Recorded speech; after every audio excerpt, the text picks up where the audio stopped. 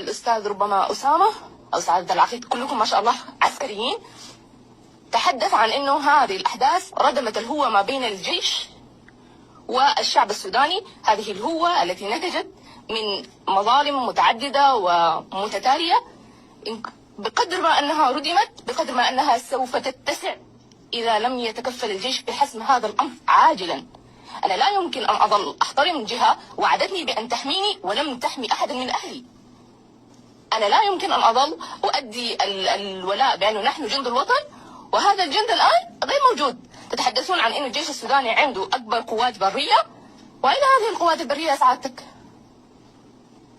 هذه الحرب طلبتم فيها أنه نحن نتسلح. ضد من نتسلح وبأي سلاح سيكون موجود لدى المدنيين داخل الخرطوم؟ لأني كنت أتوقع أن يقوم كل منا بدوره. أنتم تقومون بحمايتنا ونحن نقوم بتطوير البلاد في إطار الصحة والتعليم والأشياء التي تلينا نحن كمدنيين. تمام؟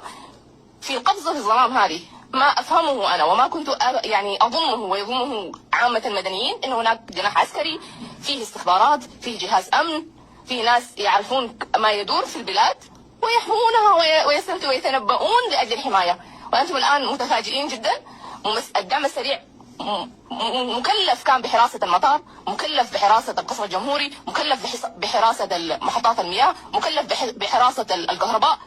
الدعم السريع الميليشيا، وأتحفظ أنا على تسمية جهاز ظللتم تمنحونه الشرعية.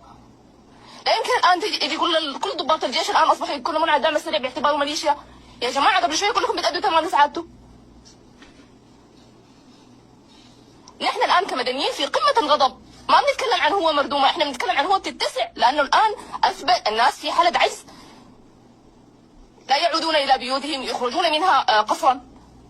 فأريد إجابات، ننتقل للنقطة. أريد إجابات. إن كنتم ترون في كخبراء عسكريين استراتيجيين أن هذه الحرب واضحة وأن الجيش عنده إمكانيات، متى ساعة الحسم المنتظرة؟ مدفعية العرض راضية يوم 200؟